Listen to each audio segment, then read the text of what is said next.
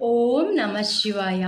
మీకు ఏదైనా కష్టం వచ్చినా, ఏదైనా బాధ వచ్చినా, లేకపోతే ఆరోగ్యపరంగా కానీ, ఏదైనా ఆర్థిక ఇబ్బంది వచ్చినా ప్రతిరోజు కూడా శివాలయంకి వెళ్ళండి. ప్రతిరోజు సాయంత్రం శివాలయంకి వెళ్ళి ఓం నమ శివాయ, ఓం నమ శివాయ అని చెప్పుకుంటే చాలా మంచిదండి. ఒకవేళ మీరు శివాలయంలోకి వెళ్ళలేకపోయినా, మీకు దూరంగా శివాలయం ఉన్న, గుడి దూరంగా ఉన్న ఇంట్లోనే 108 సార్లు ఓం నమ శివాయ అనుకుంటే చాలా మంచిదండి. పొద్దున్న మీరు ఎంత పూజ చేసినా అంతకు 1000 రెట్లు పుణ్యఫలం ఇచ్చేది సాయంత్రం పూజ అండి. ప్రతి ఒక్కరు కూడా సాయంత్రం ఏదో ఒక బుక్, లలిత శాస్త్రమో లేకపోతే ఓం నమ శివాయ ఏదో ఒక బుక్ చదువుకుంటే 1,00,00,000 రెట్లు పుణ్యఫలం వస్తుందండి.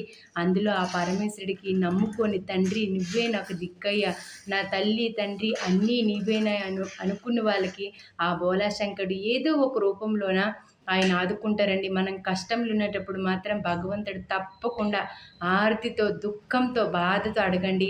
ఆ బోలాశంకరుడు తప్పకుండా మీ అందుంటారండి. ప్రతిరోజు ఓం నమ శివాయ అనుకోండి, చాలా మంచిదండి. మీకు ఏ దేవుడు ఇష్టమైతే ఆ దేవుడి నామజపం చేసుకోండి. సాయంత్రం 6 గంటలకి ఎవరితో మాట్లాడొద్దు. ఓం నమ శివాయ, ఓం నమో నారాయణాయ అనుకుంటే చాలా మంచిదండి. అలాగే కనకదార సూత్రం చదువుకోండి. సాయంత్రం మీరు ఏ పని చేసినా అది 1000 రెట్లు పుణ్యఫలాన్ని మాత్రమే మీకు ఇస్తుందండి. ఏ దేవుడి నామ జపం చేస్తారో అంతకన్నా భోగ భాగ్యాలు ఆ పరమేశ్వరు ఇస్తారండి. ఆర్తితో, నమ్మకంతో ప్రతిరోజు నమ్మండి.